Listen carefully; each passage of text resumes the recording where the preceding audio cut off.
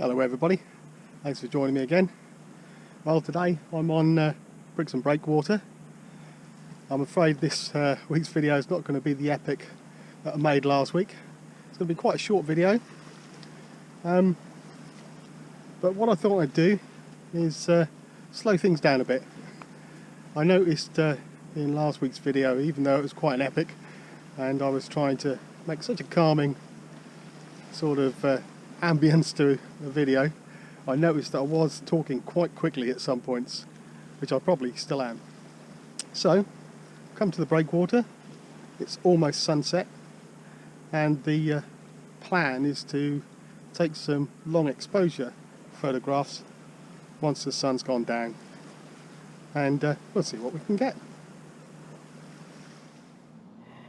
Well, as you can probably see, it's a bit too bright still. And you can see why I want to wait for the sun to go down. I've actually put a 10-stop ND filter on, and if you can see the back of the camera, the aperture is at f8, 1/50th of a second because I'm filming. But you can see how bright it is still. If I drop the aperture, let's go the right way, you can see not blown out, but the sun is quite bright. It's going to look good though, I think. I'm hoping for some nice pinks in the sky with that smooth water. And as long as I get the structure in the right place, we might have some decent compositions.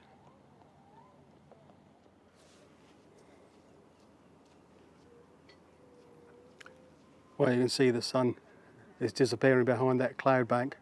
That's going to make the sky look interesting. But this is my first composition with the pier in the middle. And once the sun's disappeared, we'll see what we can make of this.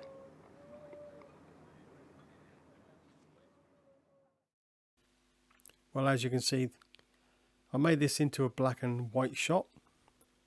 And as you'll see as the video progresses, this turns into a bit of a study of this breakwater.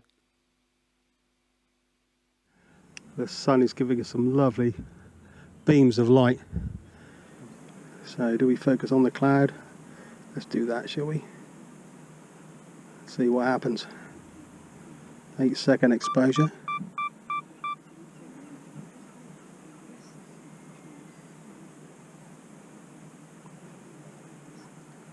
And wait for a bit. Let's see what that looks like in the back of camera, shall we? Yeah, not bad at all. I might just move to the right a bit. Well, I did move to the right just slightly, just to get the sunburst right in the middle of the shot and balance both the pier and the cliffs on the left hand side. And then with a bit of Capture One trickery, I have increased the saturation on this a little bit and a bit of contrast as well.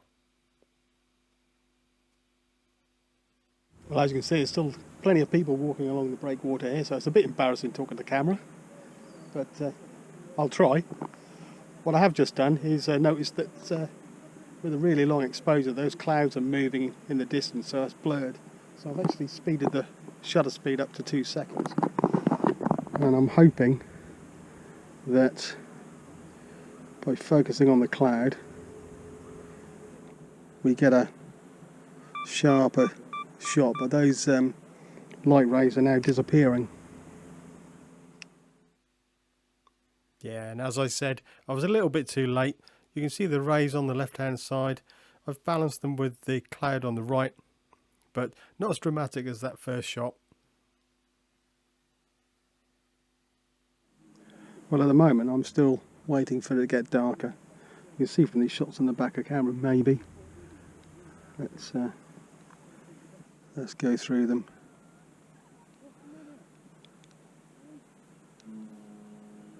I'm still blowing out those highlights. I've had to do this one. I think this was a 10-second and then that's a 2 second. I might blend those together. We'll see what they look like. But yeah, it's getting darker. A little bit longer. Might move position as well, and then come back to this later on.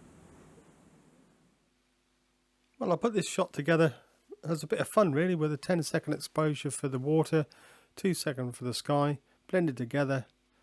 Really nice colours.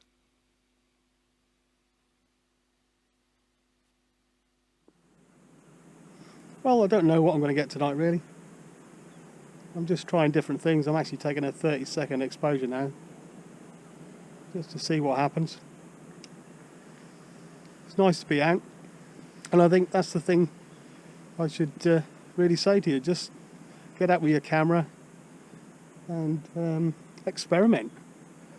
And I've got a 10-stop filter on, 30-second exposure. I think that might be a bit too much. It's now starting to get darker. I'm not sure how these shots are going to turn out, but it's worth trying, isn't it? Always worth trying. And this was the shot I had in my head when I went out for the walk in the first place. So I'm really pleased with this, that I was able to get a shot that I imagined before I came out. Well, I've had to change over to my variable ND, which has got a polariser built in as well. The 10 stop was a bit too much now as it's getting darker. I'm trying a 15-second exposure at f11. Starting to get there, but the water is still, as you can see, got quite a bit of texture in it. Having said that, I might not get better than this, but let's keep trying.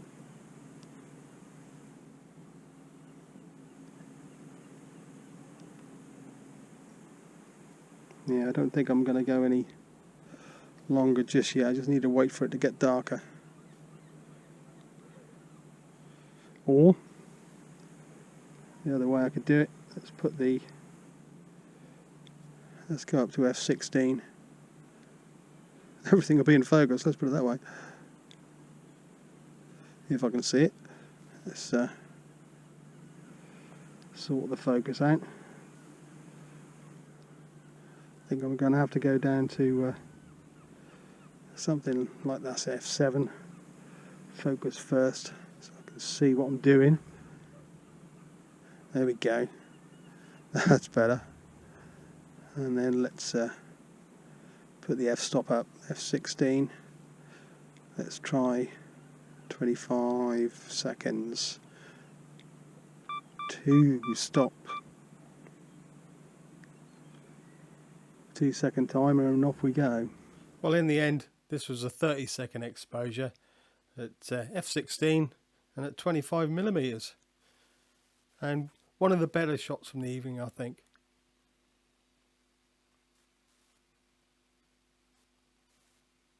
Well, I finally think I've found the shot I'm looking for. I've got up on the wall a bit higher, looking down on the structure, so you can just see it breaking the horizon. This should work.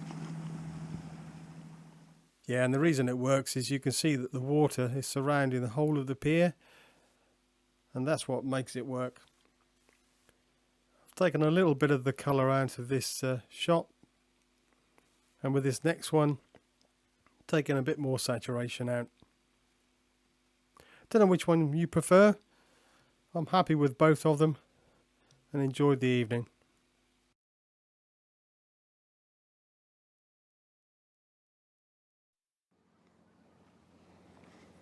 Well, that's it for this week.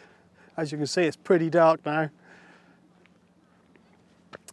I enjoyed just coming out on a nice pleasant evening and slowing things down a bit.